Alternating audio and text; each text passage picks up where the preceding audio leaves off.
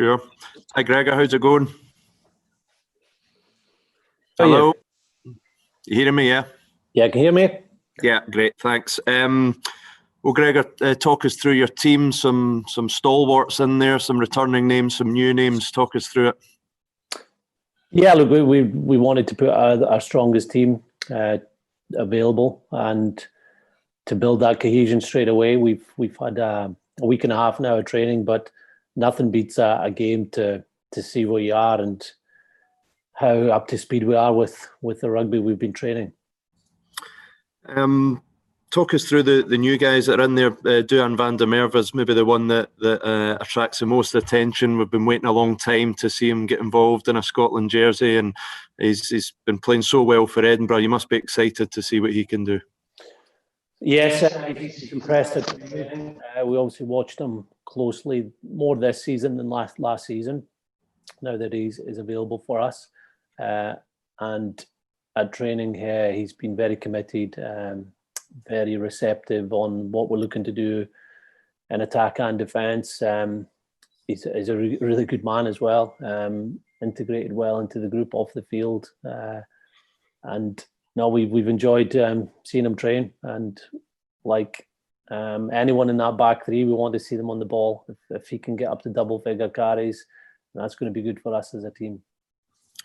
Finn Russell returns. You've named him on the bench. He's coming off obviously the disappointment of a European Cup final loss, but you're getting a guy that's been in fantastic form lately. Again, you must be keen to get him back involved. So what are you asking of him over this next period?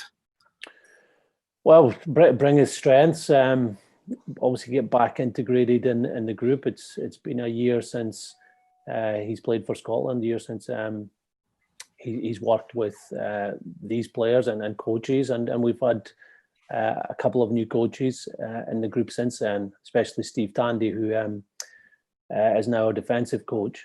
And Finn's integrated really well. He did part of the session on Monday, did fully trained yesterday, and obviously when he's training, you see his skill level, and it's probably moved on a couple of notches since the last time he was in our group. So no, I think he'll get up to speed pretty quickly, and it's great to have him involved.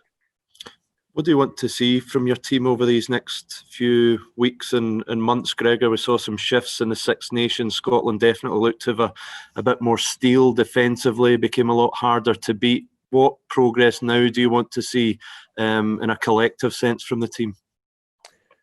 Well, progress is a good word. We use improvement a lot, so we're not going to be changing things. We feel that the game we're putting together, whether it's through defence, through what we're looking to do in attack, or just our general game management, it was a solid foundation. We just want to add to that. We want our players to get back as quickly as possible and how we're going to play, and just look to improve every training session, every game that we have over this 7-week period.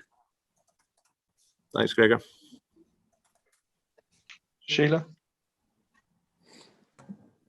Hi, Gregor. We saw the announcement today that the Lions will play at Murrayfield next year. How big an incentive is that for some of your players? Yeah, I'm sure it'll be in the back of their minds to be involved in a game like that. It'd be pretty special. I don't often get a Lions fixture outside of the countries that they're going to, and to have it at BT Murrayfield is fantastic. We really hope there'll be a full crowd for that game, because it'll be a great send-off for the players to go to South Africa. And the tour itself is obviously a goal for our players, and I don't think what they did last season will have too much relevance. It'll be what they do now, first with their national teams, and also in the big club games that are coming up after Christmas. Can I ask you also about Roy Laidlaw? We heard today he's been diagnosed with dementia, and he believes it might have had something to do with his rugby career. What's your reaction to that? Yeah, look, I know Roy's been struggling for a wee while now, and it was a great article and interview by Rob. And Roy's a special person to a lot of people in Scottish rugby. He was my favourite player when I was growing up. My mum's from Jed, so I had a soft spot for a player coming through from Jed. He coached me as well, and I remember he was excellent as a coach. We came off a bad defeat. I wasn't playing that well, and I remember him really boosting my confidence. I think he only coached the national team for a couple of games, but one of them was a 1-point win over an Ireland. So, no, I've great sort of respect for Roy as a person as well, and obviously we're all thinking of him and supporting of him during this time. Thanks, Gregor. Thank you. Andy? Hi, Gregor. Just on Fraser Brown, obviously leading Scotland out for the first time on Friday night. Can you just give us your thoughts on that and what it means for his sort of story, the way he's sort of overcome things in his life to get to this point?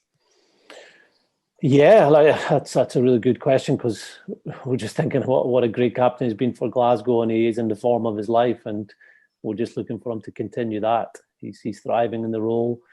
He's came out of that lockdown period in fantastic physical shape, and he's a top quality player, an experienced player. But when you put it in perspective of 6-7 years ago and before, when it didn't look like he'd play again, it's a great turnaround. A testament to his character and his determination to get back and make the most of his rugby career. He's someone who will be very tough and committed on the field, and bring the best out of others by how he leads by example. And just in terms of, this is the first game that the team's played for 7 months. You've obviously got a big game next week. I mean, how important is it the team tries to get themselves back up to, top speed as quickly as they can? I suppose you don't have any room for to make any mistakes next week. Yeah, it's a game that will probably lead to what we'll do in training next week. If we need to do more work in a certain area, we'll find that out from Friday night. It's a really good test for us, a physical test. It's 8 days away from the Wales game as well, so it should give us a bit of breathing space over the weekend to review and recover. But we just can't wait to see our players play again. And they have looked really together on the field and off the field so far in camp. They're enjoying being back, and they're working really hard at training. So we expect them to transfer that onto BT Murrayfield on Friday night. And just on Finn, obviously we saw the sort of the good and the bad of him last weekend. I mean, have you, in terms of reintegrating him into the squad, have you had to have any conversation about the risks he takes? And obviously you want to see the maverick side of him. We all enjoy seeing those bits, but the other side of his game, is that something that you've had to discuss with him?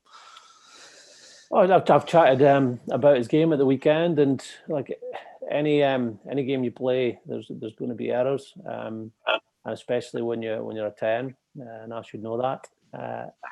And a lot. What we don't want to take away from any of our players is the ability to seize opportunities and believe, make those decisions that they believe are right. And there might be a technical thing of holding depth or getting the catch pass right, or whatever it is that you can work on. It might have been a decision-making thing on what might have been another option. But it's great to see players having the courage to go for what they believe is right. And with someone like Finn, with his experience and his skill set, those decisions will be the right ones far more often than they're not. Thanks, Gregor. Thanks. Thank you. That's us for any immediate